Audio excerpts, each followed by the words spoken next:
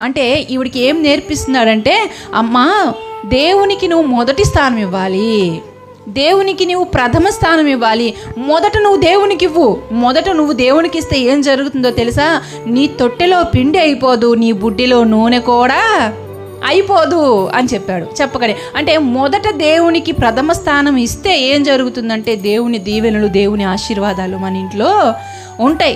దేవునికి ప్రథమ స్థానం ఇవ్వకుండా చానాళ్ళ నుండి ప్రార్థన చేస్తున్నానండి, ఎన్నో దినాలుగా ఈ సమస్య గురించి దేవుని అడుగుతున్నాను, కానీ నా ప్రార్థనకి సమాధానము రాలేదంటాం.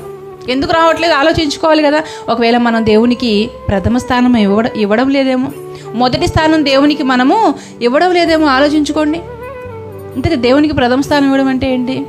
దేవుడు ఏదైతే చెప్తాడో ఆ మాటని తూచా తప్పకుండా చేయడం. దేవుడు ఏదైనా వద్దు అంటే చేయకూడదు, దేవుడు చెయ్యి అంటే చేయాల్సిందే. అదే దేవునికి ప్రథమ స్థానం ఇవ్వడం అంటే.